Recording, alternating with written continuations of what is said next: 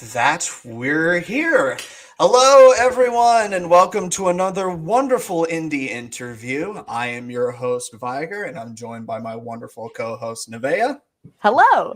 And we have two very special guests to talk about a very special project coming up. I'd like to introduce everyone to Geroden Whitman, the creator of Port by the Sea. Hello. And Elizabeth Maxwell, one of the lead voice actresses on said Port by the Sea. Hey, guys.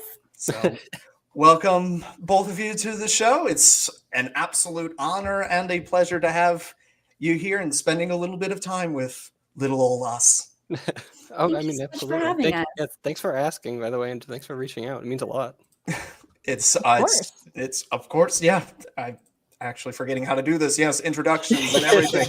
It's been a hot minute since we are professionals. Third time's the charm, apparently. So I think what we'll start off with is pretty much the standard opening question, specifically for Mr. Whitman here. What is Port by the Sea? So it is hopefully going to be something bigger than the little pilot we have out right now. It's about two kids as they sort of sail the ocean to pick up fallen moon pieces, like the moon in their world is broken, in order to stop an ancient deity named Tiamat from flooding the world and ocean. So it's like they have to pick them up. That guy before. Yeah, and they have to repair the moon before he can kind of fully break free. Okay. It's something hanging heavy over everybody. That's Yeah, big I don't know task how I for two feel kids. about Big Papa in the sky coming on down, you know? So, Yeah. understandable. But no, it's something that's been in the works for a long time. Like I came up with the idea, I guess, back in college. Me and a few friends sat around a table. With as dumb as it sounds, it kind of came from a dream that I had about like the world kind of being flooded in ocean and whatnot. I was like, that would be an interesting antagonist is to deal with something kind of on a Poseidon level and kind of Greek mythology.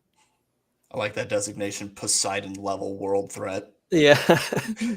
And honestly, I don't think it sounds cheesy at all. Getting your ideas from dreams is so cool to me, especially because when your subconscious is in REM sleep and all that jazz, it's the kind of nonsensical things that you wouldn't normally think of tend to develop. Yeah. And I think that's how you're able to get such a cool premise involved. Although it does kind of remind me, and I'm curious, this is not scripted question, but I'm curious if there was any inspiration at all from Inuyasha and the concept of collecting the little crystals that they had to do throughout that series. I got you covered there, Nevaeh. We can just skip to question three. I got nosy. That's my bad. Funnily enough, not in Inuyasha, but Dragon Ball a little bit for collecting Dragon Ball pieces. That checks out. They had a compass too, which is very inspired by the dragon radar that they use to in order to find each piece, but instead it's a compass that points and the moon being connected to a giant monster that destroys stuff. Yeah, exactly. Yeah, right. It's they break the moon in Dragon Ball and whatnot too, and in order to stop them turning into. Except it was the reverse. So yeah. By the way, can I just say one of the reasons I was really excited to do this Q&A is because these are all questions I meaning to ask. We got you. You're just as much a part of this as we are now. So well, because normally when I work, when I get to work this closely, with a creator, I like to ask these questions before we actually start working on the show or the game or so forth. But we kind of you were on a time crunch, Geroden. You guys were already in it, and we didn't really get to meet up before the VO session. So I feel we just kind of had to jump right into it. And I scheduled a day with everyone, with Shannon and everyone in one place, down in Austin. And I was all right, here's this time slate. Everyone get in. And just do what we did, but and it's so crazy because just it does not feel like it was years ago. You guys get in first ground when you VA stuff, so it's you were the first of anything to come, and it's it's so interesting because now it's we just did a thing for Glitch X that it was a quick thing that I had to throw together for Glitch. But I reached out to Shannon and I was hey, can you voice Ankle again and and then keep doing it because I love working with you guys and I hope to continue doing that too. So oh, that's awesome. hope to see more coming from this. I having seen it and everything, I was like, I'm all on board with this. I want to see where this story goes. I want to see what these characters get up to, hijinks and shenanigans and world ender everything. I want to see how this whole thing goes out. On board, pun not intended but appreciated. When I guess when I say too, like that's inspired by like probably a lot of anime work. I feel like that's like, I want to like preface, which is like, I don't want to like match like the anime style. I want to match like the feeling that you get when watching it. You know what I mean? Like that like, and when these kids go through consequences, which is like something I really want to dive into, was like there's heavy hitting and harder times that they go through, and when that does happen, you feel that impact, and you feel them like kind of overcoming those challenges and overcoming things, even if they're lucky sometimes. And it's just like, and sometimes they're beyond unlucky, but like I want those feelings to stick with people, I guess, if that makes sense. Which like I feel like anime really is good at capturing that. Like there's intense moments that like you really like dig into and you feel. Absolutely. It's nowadays it really is just anime that makes me feel something for these characters and the story and the world as a whole. And like, I want to see this to its conclusion. I want everyone to have a happy ending, and I want the story to mean something. And it's thankful that there's people like you out there that are like, yes, that is exactly what I want.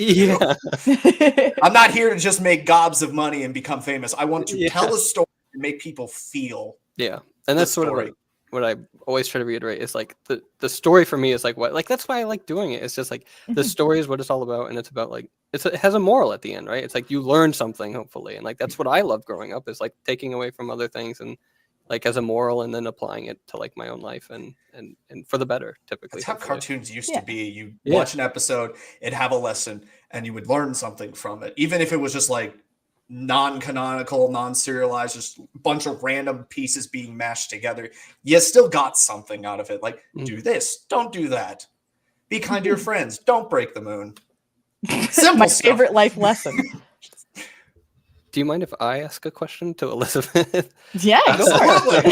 Yes. So when you were like reached out to like to do Umi and stuff like that, I guess like what's your thought process like when you first like go to the table when it comes to like tackling, I guess, a new character and whatnot? I think I got a question for this. Cool. Surprisingly enough.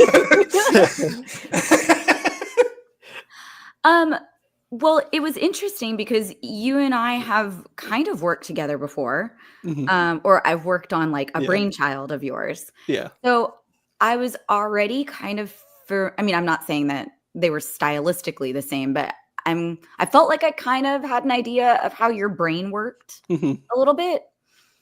And that's really helpful because I do feel like knowing the style within which you were performing is a big piece of the moon. Yeah. Piece of the pie in the sky. That's amore. I was like, who's but I honestly think it was a testament to the strength and like completeness of your script and your vision that when I read the pilot script, I honestly didn't feel like I had to do a lot of work. Like just from reading the script, Umi kind of like came into my brain fairly fully formed. Like I knew who she was to me. And so it was pretty easy. And I'll admit, like I read her and I was like, yeah, see quite a bit of myself in there. I'm also kind of like the type A leader who's pretty competent, but can maybe be a little bit too bossy sometimes. So yeah, I've played characters that really required me to do a lot more research because I didn't feel as in tune with them, but Umi was very intuitive. Yeah, cool. I'm glad to hear that. Good.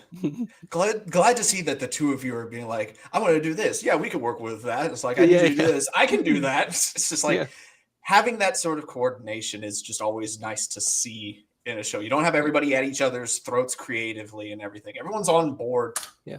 How many times are we going to be saying that this stream?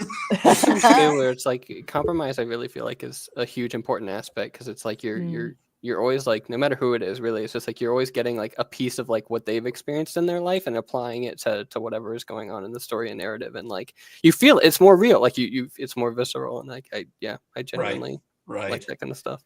Yeah, I am totally of the mind, like I love method acting. It's my favorite technique. I can't get it out of my head. Ever since I was like in school learning how to interpret scripts and like that kind of thing, it's just been my favorite because it helps even in situations where you don't immediately connect to a character. I feel like that kind of thing can help you still find a connection and relate. Oh, this really strong emotion that I feel, I can apply that to how this character might be feeling, even if I've never been in that situation.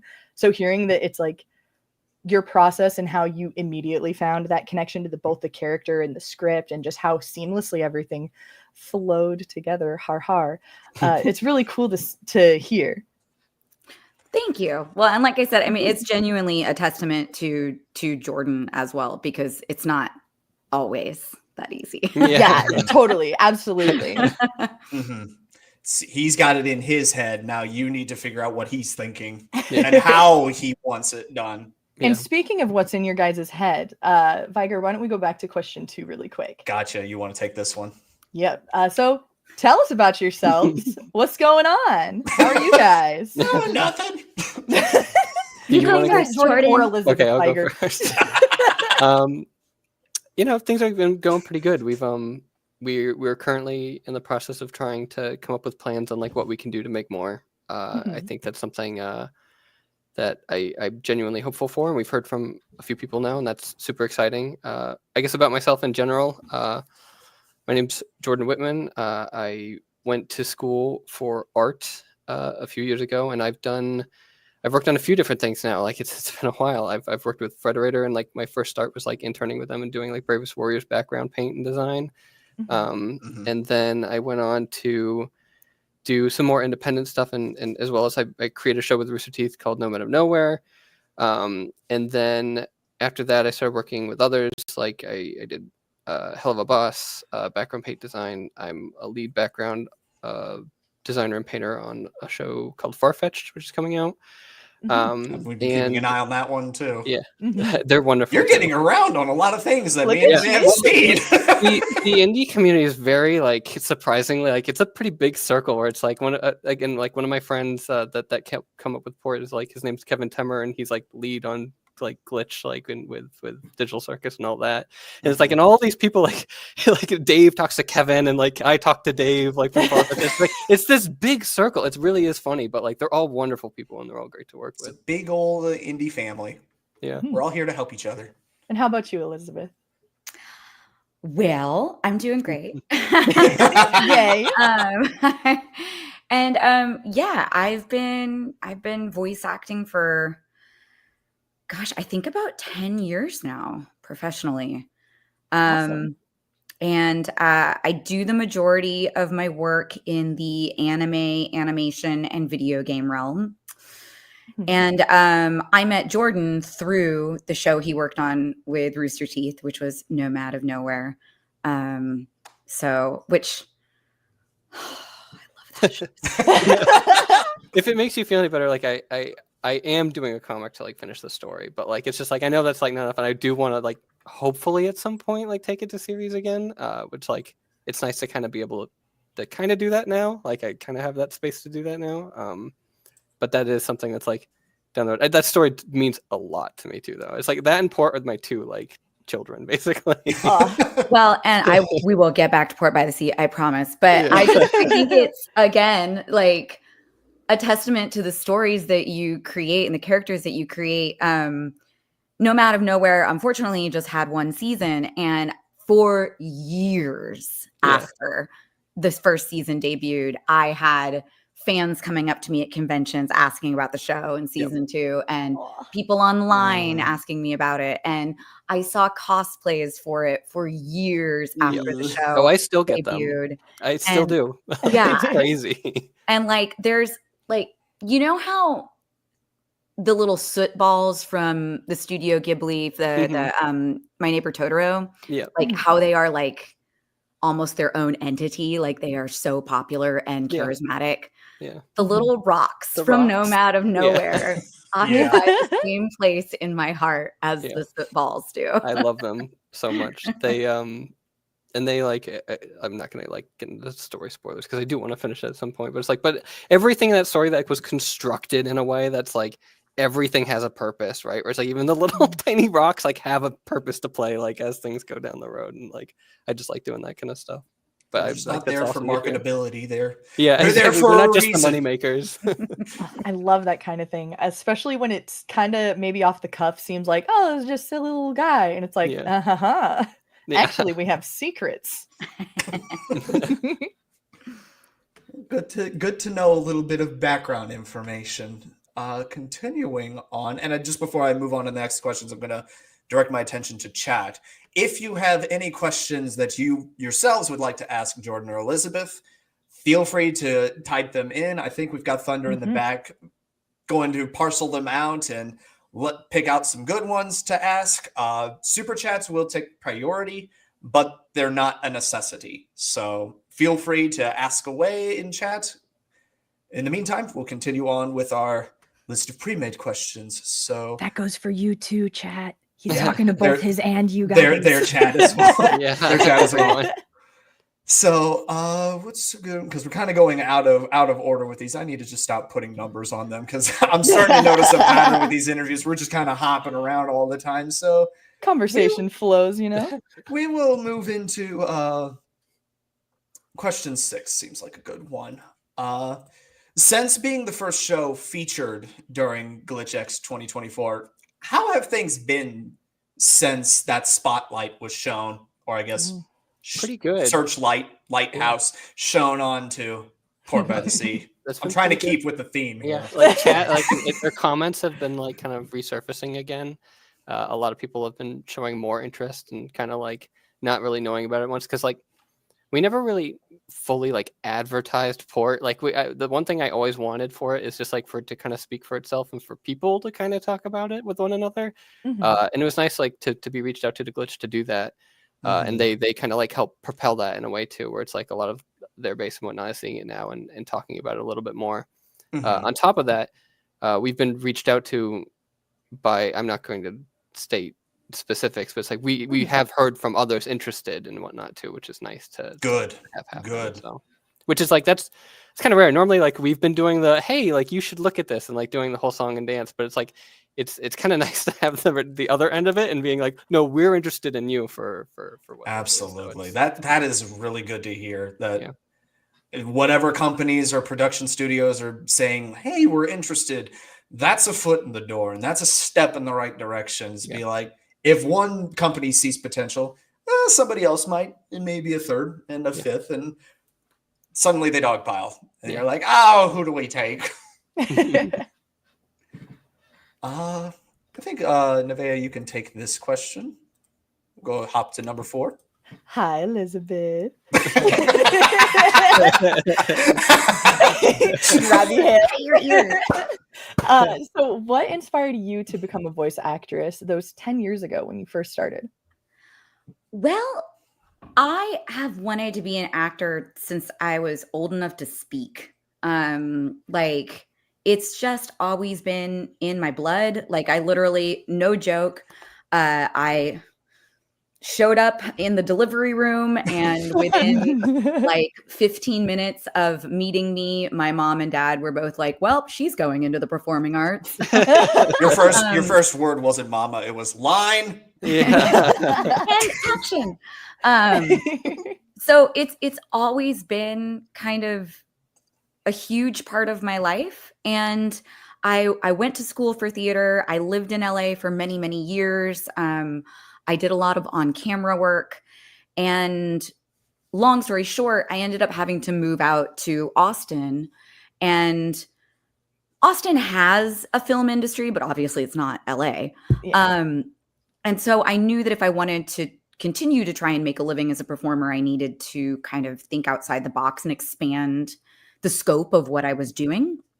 And I was spitballing with some friends and they were kind of like, Elizabeth, you have acting training, you have a good voice, and you play video games and watch anime, like you like those genres. Why don't you do voice acting? And it was kind of like, I never Light bulb. thought about how that have I before. never thought of this? Yeah. And, you know, it turns out that I was lucky enough that I kind of serendipitously moved to a part of the country that was actually really great for voice acting because, you know, Funimation was so close. Mhm. Rooster Teeth was there. Gearbox is not far away. There was just a lot of companies that hire voice actors within, you know, like a 300-mile radius of Austin. So Mhm. I was very lucky and was kind of like in the right place at the right time. And I am so grateful because it is literally the best job in the world to me. Absolutely. I love it. You get to You do- play pretend for a living vocally, and it's like Yeah. I get to be so many different characters, Mhm. and I can't even imagine how awesome that would be. Like, And it's interesting because it's, for me anyways, it's hard not to be really self-conscious with on-camera work, both Mhm. Mhm. while I'm doing it and then after I see the end result. It's I just feel like we are so programmed in our society to kind of like pick ourselves apart and find our Yeah. flaws Yeah. and everything. Mhm. Mhm. And I just get to release all of that with Yeah. Yo. And that includes, like, I feel like I genuinely enjoy watching the stuff that I get to be a part of so much. And I don't feel like that self-consciousness when I Yeah. hear myself. You literally That's get such to a magical scream feeling. going Super Saiyan for a living. Yeah. You literally get to do that. And it's not a joke. I honestly love, it's so apparent how passionate you are about the subject. Like even as you're Mhm. just recounting the steps that you took to get to the position that you're in, just like the glow on your face when you started Yeah. talking about it was just You immediately started looking noticeable. up, being like, reminiscing back to those times. Aw, thanks, guys. Of course. All right, so let's move on. Is there any? I don't want to keep all these questions to Elizabeth, so I'm just gonna come up with a preemptive one. What goes into making a show like Port by the Sea, Jordan? Mhm. Like A the lot. production process and all the little nooks and crannies and bells Could and you whistles that go please into it. spill your guts, sir? Yeah. It's a lot, and it took a lot of planning too. My partner helped significantly with that. Ashley, and she is the organized one, I guess, in our partnership, and she without her, like, I can't, like, I'd be unfunctional because, like, she did Google Docs. She, like, set up, like, every, like, folder in place where people need to go, like, credits list. Like, it just, like, she was like the production manager, basically. Like, she Organizer. really, Got you. yeah, the organizer. And like that, I think, is crucial, especially with animation, and like file structuring, naming conventions, like making sure everything is like where it needs to be. And then once we went in, it's like I knew I was like, or my part of it, I guess, is like not just like the creative and sort of storytelling side, but also the like the process and like steps and like what comes first, like what comes next, and like just moving down that pipeline. And that's basically what we did. So we took it step by step. It's like we started with storyboards, and we worked with a few close friends from other work that we've done, and started with storyboards. Then we went from storyboards to bringing on the voice actors, and did like recordings in studios. We made that into an animatic. And then once we had that, we started diving into both background design and paint, and animation. And then like that's where like a lot of your resources go to, is animation. Mhm. It's like it's what takes the longest, it's what's the hardest, and it's just a lot. Like it's just that's something we had savings up and put aside for, and we knew our budget and we knew what we could work with, and that's why we like stretched it out over like a fairly long period of time. But we wanted it to like look good and be done right. Perfect. That's fair. Oh, we got Yeah. it. Yeah. Jordan, one of the things that like really grabbed me watching the pilot was the music. I feel Mhm. like it Mhm. really contributed to the atmosphere, Yeah. and almost felt like another character. Mhm. And I was curious if you'd tell us a little bit about what went into finding composers and songs Yeah. for the. So Mark Soto, who's like the composer, like who does like the original music and stuff, like throughout the entire pilot, I cannot speak more highly of. He did a lot of his work, and I found him in a similar way that like Steven Universe found their artist, which was like through doing like they did like fan covers and whatnot. at the start, and I went to and I saw him post like something. He composed like a fan piece of work for one thing, and I was like, oh, I'm gonna like, because I'm in the process of looking for composers. I'm gonna go to his website, and he did originals, like complete originals, like but in the same vein of like Super Mario Galaxy and stuff like that for like other games and whatnot. And I listened to them, and I was like, these are like orchestral with that. They're not even remotely synthetic. Like I was like, these are like on point, and like I was like, this guy's like a prodigy. I was like, how has no one like I was like worked with this dude like to like a television degree like yet. And like I reached out to Mark, and I was like, hey, like would you be willing to like to do this and like let me hear like and see what you can do. And the first thing that he got back to us like with a demo, like just like a basic thing, I was like, this dude's like nuts. Like I was like, so good, and it blows me away. Like I recommend too, like if anyone wants to like listen to his work, like go to Mark Soto and like look up composer, and like you'll find like it's so good.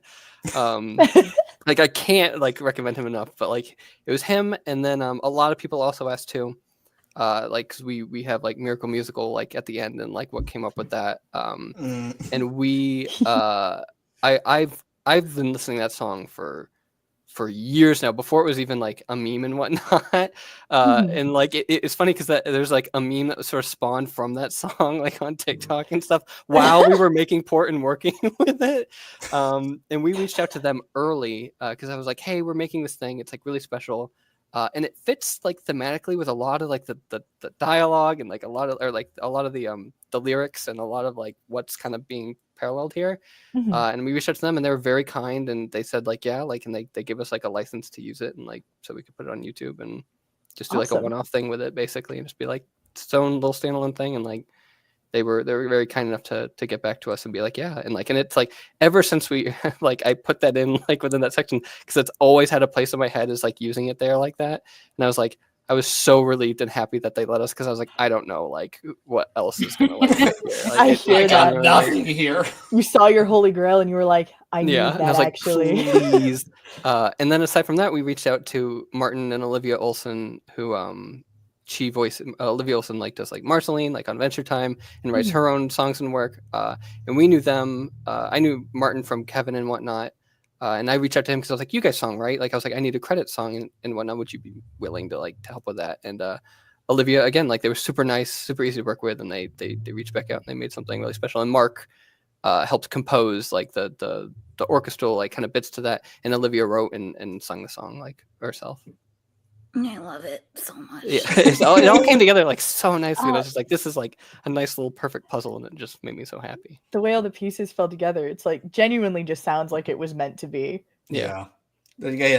I say this like literally every indie interview now. I think it's kind of becoming a staple. It's just like this kind of stuff just oozes passion and soul and heart. And when you see like other stuff from the major media production things that are saying, it's just like, it's just cookie cutter off the process, just like whatever. But you come here and you see people genuinely interested in making this, genuinely wanting this to succeed, and just putting themselves into it. Like literal blood, sweat, and tears go into everything that goes into this. And you see it, you hear it, you feel it. And indie animation is just doing that in spades, and I love that for it.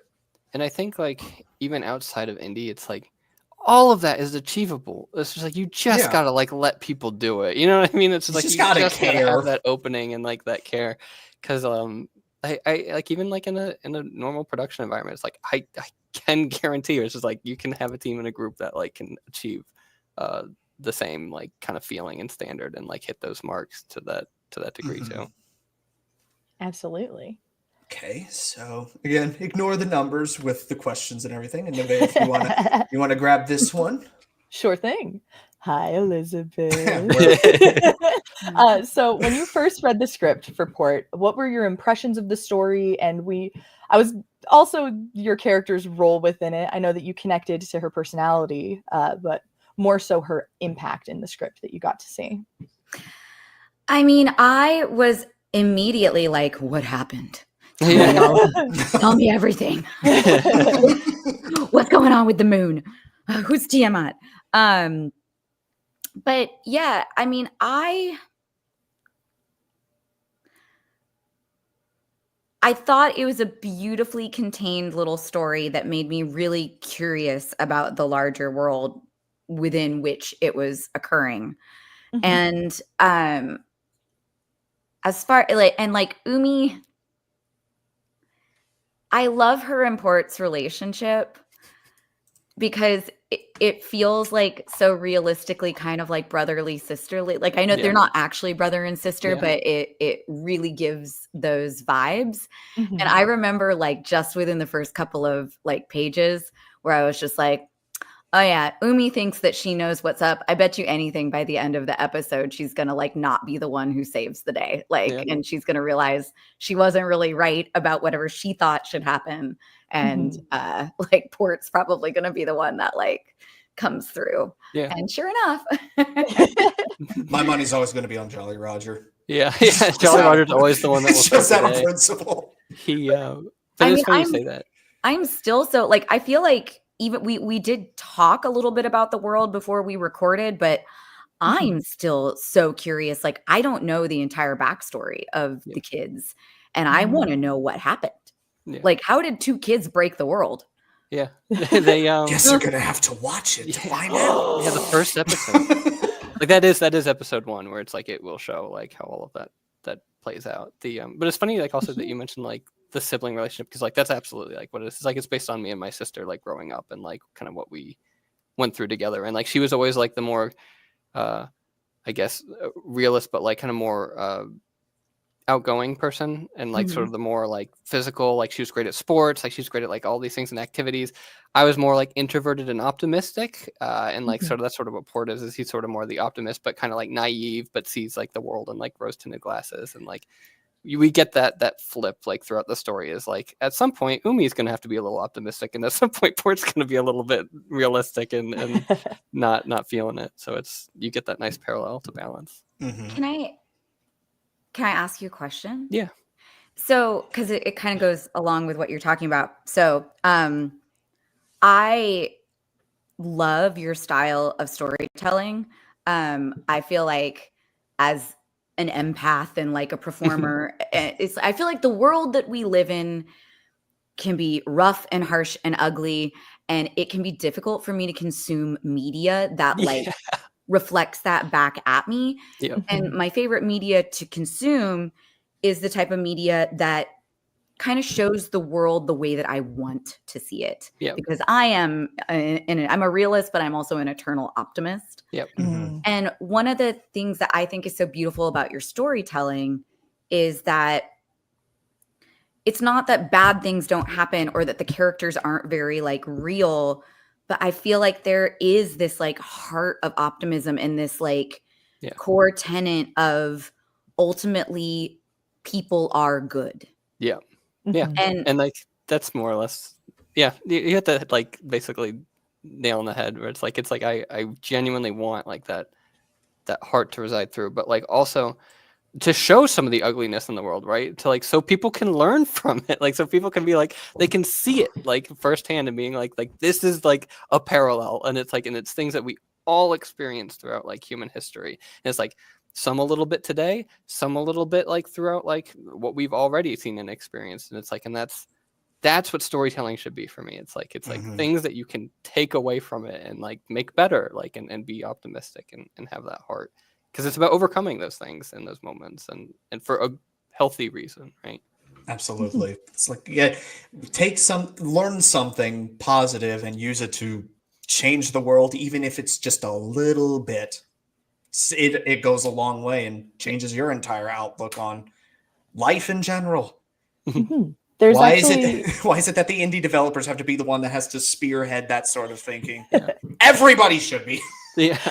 There's this like little short story that I heard at a charity live stream forever ago that goes to the effect of there's a boy walking on a beach and constantly the waves are pushing starfish up on the beach. And he goes out, grabs one and throws it back, even though with every wave, more starfish just keep flooding in. He'll just keep walking, pick up one and throw it, pick up one and throw it until someone asks him, why are you even bothering picking up the starfish and throwing them into the sea? Because there's all of these other things that have been pushed up on shore. How does it even matter? And so the kid picks up another starfish and throws it and said, it mattered to that one. Yeah. And it keeps exactly. going. And I feel like that's the same energy that the indie animation and honestly, even kind of the bigger studios are starting to realize and backpedal on this whole like money grub. Obviously, we still got some money grubs out there, but Yeah. I feel like with the indie animation, especially, and the way that you're like discussing and expressing your feelings about it, it just feels very similar to that. Yeah. No, it is, and it's like, one thing I always tell myself is, especially when telling stories and making them, is like, I'm not doing this for millions and millions of people, right? Or for things like that. I'm doing it for the one person that's like going to change their life, right? It's like I'm doing it for the one individual that like will shift them in some positive direction or some way to like, and it's like, and if I can do that, like that's all that matters to me, right? It's just like, because it's a butterfly effect, right? It's like it'll shift like the entire course of everything. You get that one, you inspire that one guy, he's going to tell his friends, and then his friends are going to tell their friends, and it spider webs out and everywhere. Yeah, that's exactly what we want to see in the world. Yeah. Okay. I kind of modified these questions a little bit, so we'll move on to this one. Thanks for doing a better job of. yeah, same. Your little name title. So what is, out of everything that's gone into the pilot so far, is there a particular scene or line that stood out during recording and production that just kind of sits there for, well, I guess good and bad reasons? Silly or serious? Yes, absolutely. I'll let you go first because I have one, but I'm trying to recall what it is. I have the entire story in my head and I have to find one. Going through the filing cabinet. I mean, don't get me wrong. Like, I'm sure if I sat down with the script, like I could find, Umi and Port lines that I've loved, but Ankle was like obviously a big fan favorite of the pilot. His character is amazing. And his last line as he's walking away with his cart is something to the effect of, it's about dead ends. Yeah, it's life's full of dead ends, and one day you'll run into your own. And like that's something that like I play a lot with, and like I love like that line because like of his impact like later down, like we're talking about like storytelling and endings and whatnot. And that is something that like that is actually probably one of my favorite lines because it's, everybody loves their dark, edgy, broody. Yeah. But he's very brave man. Like hopefully down the road that I want to show people where it's like he plays a very prominent role, and a lot of people, I can just clarify it now for people. They're like, oh, I bet he's Tiamat. And I'm like, no, he's not. Like it's like I'll just say that. But he's his own person. You'll learn more about like who he is. But his role down the road is very important to me, and I genuinely like. There's a reason why we have it as a limited series. Like I'm pitching it like to places as like we want it to be like max like 30 episodes, like and no more. Like I was like I want it to, because we have a narrative in line and an ending for it, and his whole purpose is being like why endings are important. Where it's like if things go on and on and on, it's just like it becomes a malformed like. Disgusting. Like it turns into like something it shouldn't. It's not natural. Like and it's just like that's sort of his narrative is like about like why death is natural, right? And like why like that's an important topic to talk about. Why things must end. I feel like that's even applicable towards so many things, but something that comes to mind is when series tend to like push past where they originally were intended to end and that kind of thing. And looking at you, Endgame. Literally, it was in the name. You should have stopped there. End the game. Oh man, but absolutely, I love that kind of impact. Is just having something that's like this ends, right? It's just like, and it's okay. People can come back and be like, "Oh, I want to see more." And it's just like, but that feeling right there, it's just like. That's why it should end. Is because like you're holding on to something good. You don't want it to turn into something that you don't like down the road. Yeah. Then you wish it would end and it won't. Yeah, exactly. It should have ended right there. It's like then you've lost them. Die a hero, you know? Yep, or live long enough to see yourself. So, if you want to take this one, Nevaeh. Sure. If you could be absolute This is going to be hard for besties- one person in particular. if you could be absolute besties with any character in the Port by the Sea universe, who would it be and why? Do you want to go or do you want me to go? You go, Jordan. First who's thing your- I If you want to have say your- is like If you have yourself insert in there, who's he hanging around with? my first instinct is like Jolly Roger, just because like he's just an innocent little bean, and it's like He's just a good boy. yeah, he just doesn't have any concept of like what wrongdoing like really is. Like he's just like an enigma, I guess, like of everything that's going on and like experiencing. But like even at its most like base and natural instincts, like Jolly Roger is like a character that like kind of cares, right? And it's like it shows that, and even as the story goes, so it's like so probably Jolly Roger. It's like I love that little dude. That's so fair. Yeah, I think everybody would agree with you. This is such a hard one. It's the bird lady, isn't it, Elizabeth? The other character, the old lady. Oh my God. You have no idea how long I've wanted to like break out that voice. Yeah, the old lady voice. I mean, I would happily live in that little town. I'd be friends with all of the townspeople. Do we have internet loss? Man, I watched the pilot like today in anticipation, refresh myself and just like, oh my gosh, I love the inventor. Like I forgot what a good job Robert Kraft did with that character. And I mean, honestly, this might be like cheating the question a little bit, but I'd drop everything to like go join Port and Umi on their adventure and be their third. That sounds like a blast. Yeah. I just love them both so much. I feel like I could round out the trio quite well. Mhm. I There feel like would I've got parts of Umi in me and parts of Port, so it's Yeah. like I can help bridge the gap. Yeah. There you go. Balance like their struggles. I'm just No gonna worry sit about right on being that too middle. similar. Yeah. It's like again, it's like, who would you like to hang out with, and why is it Umi? Yeah.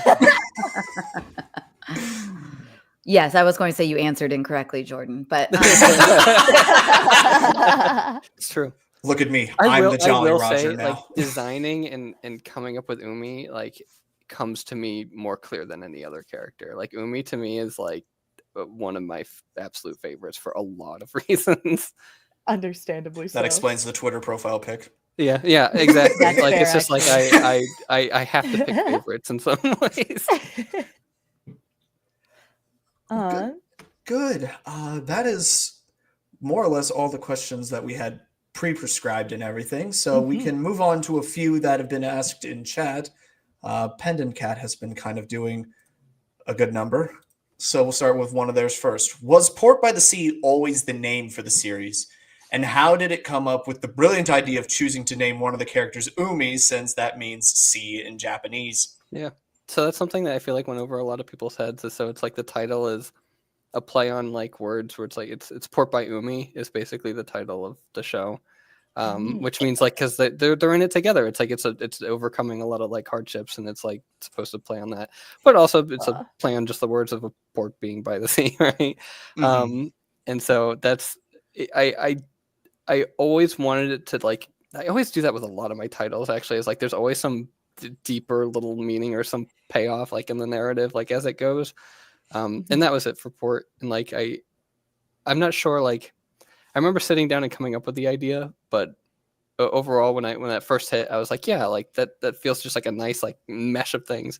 And we had a Japanese artist named Ruka who helped with like the credit illustrations, and she was like, "Oh, Umi means like sea in Japanese." Like, "Oh, I see what you did with like the title." And like that means a lot. It's just like that. Like, it does work. Like people can pick up on like the language sync like to That's so mix cool. them You too. just need to find the right person to pick up on that and then spread it out there and be like, Yeah. did you know? Yeah. I love that the kind of thing in writing and animation in general.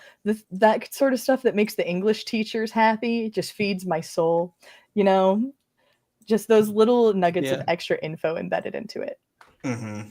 It's all about the Absolutely. crumbs that you sprinkle in, right? Like, Yep. it's all about Just like wait for giving somebody to meaning find it. for everything.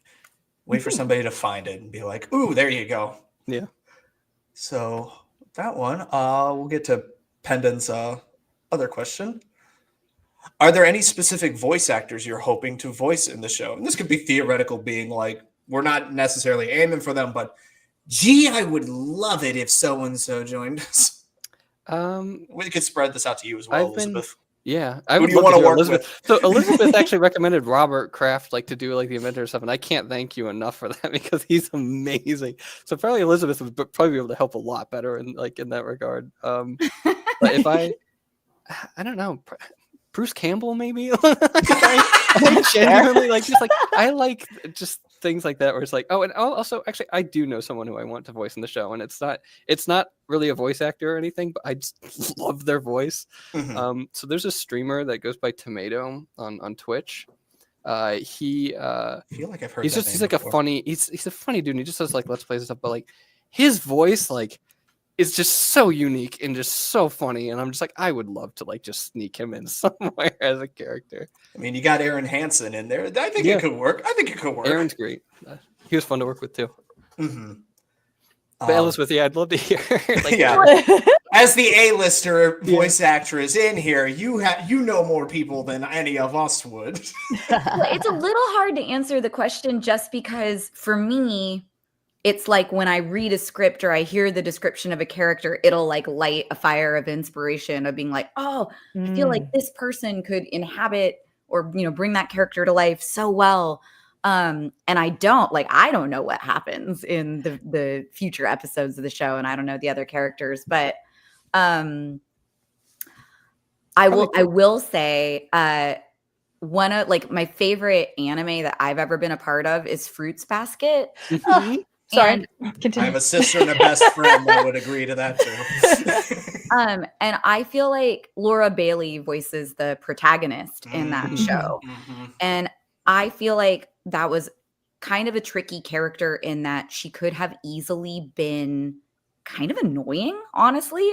Like she's an airhead and a klutz and just, she could have been annoying in the wrong hands. And it's one of my favorite roles that Laura Bailey has ever done. And I think that she voiced her masterfully.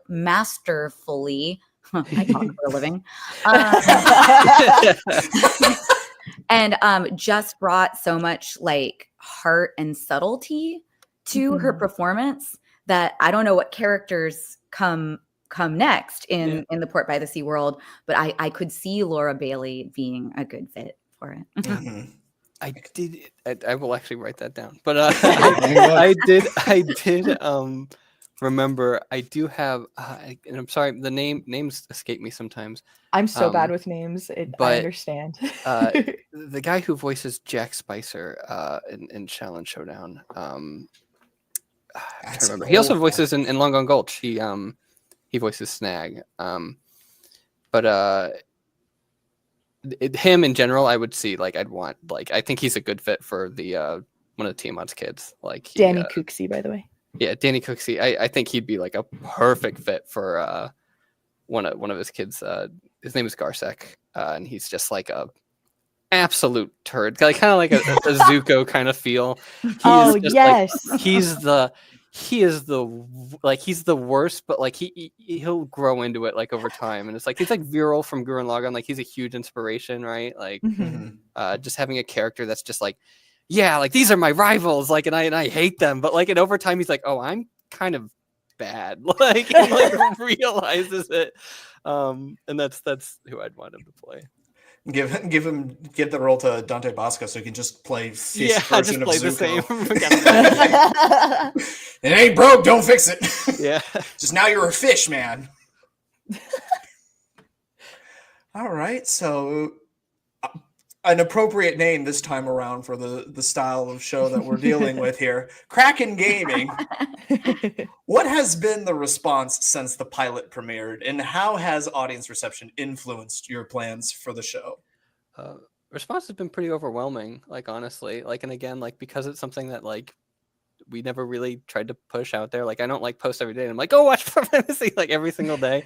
But like if people just naturally do it, and like that's what means the world to me, is like just having like that natural push from other people and people coming up. Like we went to Lightbox Expo and so many people came up and being like that they genuinely just loved what they watched. It's like that's all I could ever ask for. But as for influencing our plans for the show, I have a few ideas set in my head. The first is like we're talking with people right now, of course, like, and that's sort of like what's going to put things on hold right before we make any decisions about doing anything else. But once like that clears over, a thought that I did have and that I might pursue is doing it in I guess parts. Instead of doing like 30 episodes, I do like 4 specials and doing it like basically 90-minute like specials to tell each part of the story, to like condense it a little bit more, because it is a grand story, but like I can condense it if it's in the right parts, but it's like, but I still need the space to like give these characters their arcs and their like the beats and timing to make everything flow properly. Otherwise, like it's just gonna feel like a cluster, right? Like, Look at you organizing now. Yeah, it's like well, story and structuring for me is like something I really try to dig into, and like because I love giving the audience, like I love Easter eggs and stuff, right? Like, and I love like placing like small things like as things go, and having like again, Edgar Wright's like a huge like favorite like inspiration of mine for like directing, and everything he does, it's like you can see the intention, like, and when you go back and watch it, you're like, oh, there's like these like small like even film cues and like even in scenery and setting that like are foreshadowing into like other events that like come or like play into like what's happening, and like that kind of stuff, like that means a lot to me. And I like and yeah, so like a 4-part special I think would work, either that or like a limited series, like I was talking about. Like that's why I like Over the Garden Wall, right? It's like it's like a short contained, you can keep watching it and it still feels good, right? It's like it tells what it needs to do, like within the space that it needs to do it with.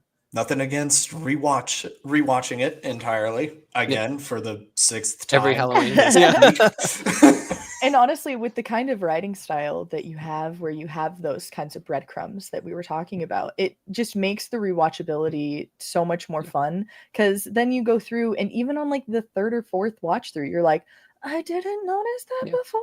Or even in like the pilot, people like it like your first watch through, like people didn't slip or catch, like when they'll go back and they'll see like the images that we're showing at the intro, and it tells you the ending like as it's playing out, where it's like where you see the piece of the moon going through the fish and whatnot, and it's like it tells you like that, like the fish is the one that was pierced and had some manipulation and whatnot before you even really think about it. And so when you go back and rewatch it, you're like, oh, this tells like the ending before you even know the ending.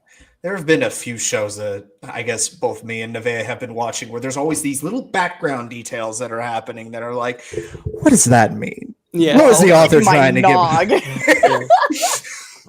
Elizabeth, were you gonna ask something? Yeah. Are you very big into archetypes? How do you mean? Like do you use them in like your character creation or like story creation? Sort of. I guess like my story creation kind of falls in line a lot with like when I was like in school, like Pixar released like this like storytelling like blanket, and I was like, yeah, this is kind of like how I think. Like it's just like it's weirdly a natural thought process for me. And I particularly like the hero's journey for like an overall feeling and tone with a lot of my narratives. But I guess for me, it's like where I start is like I start at the end most times, like 90% of the time. I'm like, what's the ending? Like I was like, and how does this world resolve itself? Like where do things end? And then I make the beginning and I try to have that like reflect and parallel a little bit. And it's like, so that way it's like when you do get to that end point, it's like it's culminating, right? Like you feel rewarded for getting there and it all cycling back around and but like to like 100 degrees, like turning it up to 100. And that's more or less like kind of how I think. And then like I think of key points that lead into that ending, so like that are along the way. and the road that's between those key points in the beginning, middle, and end is like that's like what the writers and stuff would help with. Like if I turn it into a series, is like they'll pave that road that hits those points. So like that way, like each thing is timing itself accordingly and making its way properly to the end. It's a good idea to start with the ending and then work backwards. Yeah. Like this is how it's going to stop. We're not going past that point. How do we get to this point? You'd be so surprised how many people too that I asked for, like they come to me with like their pitches. I'm like, cool. How does it end? And they're like, I don't know yet. And I'm like, that's you the need problem. to like. I was like, that's what like endings are everything for me. And it's cat. Cat. Sorry, Again. Jordan. There's a cat on screen. Yeah. Hello, Gatito. What is name? Little man. Little man. Little man. Oh my goodness. Little chonker. I know. This little man's a big boy. Little man is a big boy. Little man maybe needs to go on a diet. So Little man big is anxious for his dinner right now. Oh my, getting hungry. Unpinned, Talking about really fish, and he got involved now. So it's like, I love the quickness at which we all abandoned any stream of consciousness for Cat. Another reason why we made like one of the titans in our thing is like primarily a cat. I was like, I noticed that. Cat. But You know you how were the internet mentioning works. people starting not knowing their ending just yet. Spoiler alerts for murder drones. Spoiler alerts for murder drones. There's a moment at the very end in the series finale for Murder Drones where they show the hero's journey again because they'd shown the hero's journey in the initial pilot as well. And so, that whole bringing it back full circle. But on the very bottom of the hero's journey, it says, start from spooky robot inside of corpse reveal, work backwards from there. And it just brings me back to that because I find, as you can see, Murder Drones very successful, and I truly see the same amount of love and passion in Port by the Sea. So knowing that you had that similar thought process of this is where we're ending, how do we get there? And it's the same. Exactly. I mean, we were talking about Nomad and stuff earlier too, where it's just like that's kind of a little apparent even in that series too. Where it's just like there's an ending for that like whole thing. It's like, and we know it before we even get there. And there's a lot of series that just like don't know their endings, and I think like that's a huge thing for me where it's like going to a library, right? Or like even when seasons are like cut short and whatnot, it's like going to a library and checking out a book and then you flip to like the ending and the pages are blank. And it's just like, why would you ever read this book? It's like, you wouldn't. That's so true though. I can't get over that. It's just like, that is such an easy pitfall to avoid. Yeah. It's like, okay, you have your beginning. How does it end? And don't make those two spaces ginormous. Yeah. It's like, unless you're keep One it- Piece, that's the only thing that gets The only exception. One Piece and South Park, those are the only two pieces of media that have no ending. Yeah. The I think the One Piece irony will end. It's just like I think that thing is just the size of like more than the Bible. Like that thing is ginormous. But he knows, like again, he knows the ending and it's very abundant, like as you go through it. And it's just like, and I think that's important. Like just so can long we as you just know get it. to that point? Yeah. It's 20 years now. Yeah. We're still waiting. It doesn't seem like you're I anywhere know. close. It's the last one. It's like with anime like that, the old but golds, they if anybody's seen Angel Beats, it's the last frame of that series where all of the people start fading away, but it's all of the classic anime from our childhood, and now it's just One Piece standing there. It's just the one. The great shonen that just remains, that's still going.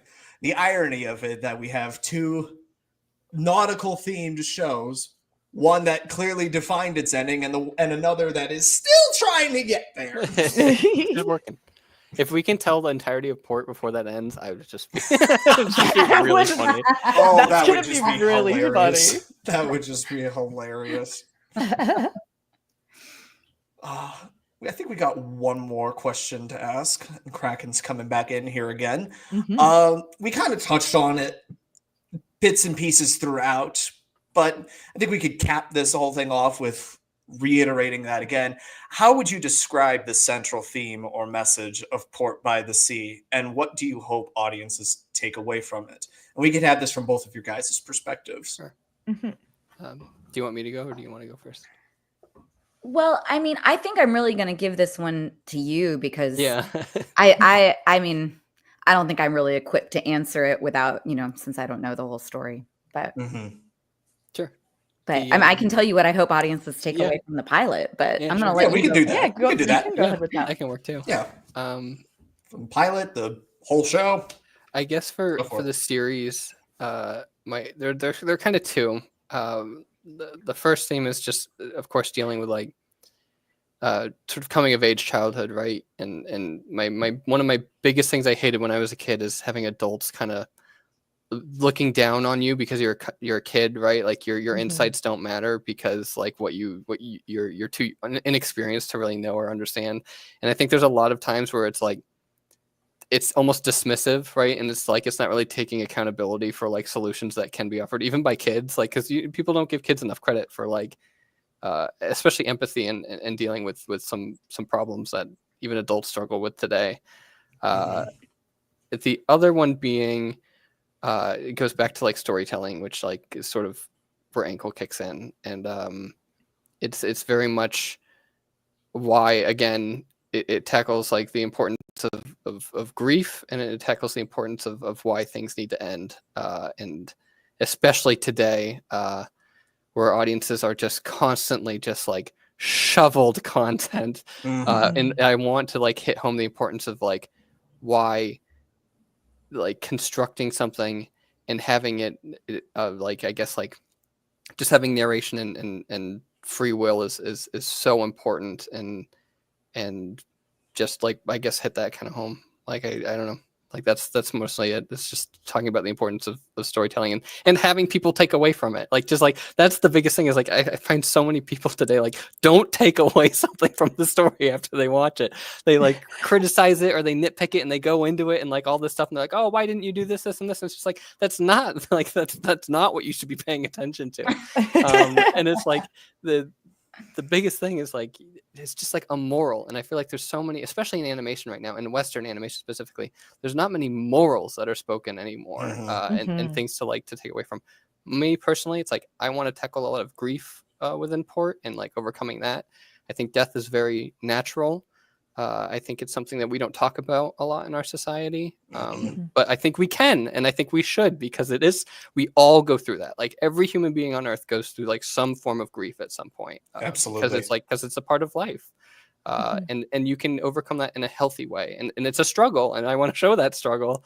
But like that's more or less like what I'm hoping by the end is people can walk away from it and be like, and feel a little bit better or know how to handle it when they see it.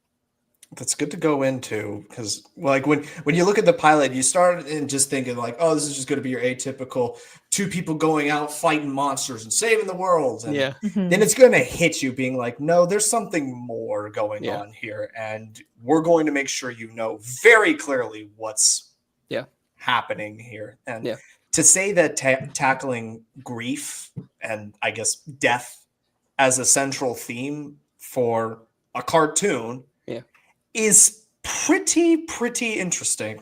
Yeah. And I like consequences in my stories too. Like I don't like to like hold bars, like in terms of being like, my least favorite thing is like the classic Disney trope of like a tear rolling down their cheek and like it lands on a character and they're like, oh, I'm back. And I'm just like, no. I was like, in this world, it's like, it doesn't work that way. Like, it's just like, there is no coming back. And it's like, and I want to showcase like why that's a big deal and how it can affect like the narrative as it goes. And again, you take that path and it's going to hit you right in the feels, and that's what we're aiming for. Yeah, because it's like I don't feel anything with like that sort of Disney trope. You're like, there it is, check it off the list. Yeah. Oh no, Sam and Dean Winchester are dead again. Oh no, type beat. Man, I appreciate that you allow and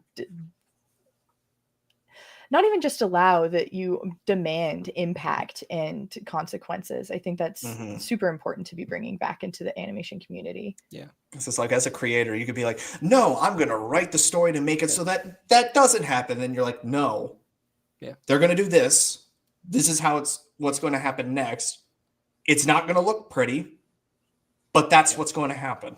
I also have like a huge gripe with like characters that win all the time, right? In a lot of narratives where they're like, like I did I win. And I'm just like, no, like I didn't earn it. Yeah. But not only that, but it's just like, it's like it's okay to not like it's just like it's like sometimes you get lucky like and I really want to it's almost like I want to tell a journey that's very similar to anime, but it's like but I also want like a lot of moments where it's just like, oh, they got lucky. like they got really, but like not like in a way where it's like, oh, it's a Deus Ex Machina. In a way that's just like they got out by the skin of their teeth kind of stuff. Like it's, but that feels earned, right? That feels like you saw the character growth as it happened, and like stuff like that means a lot.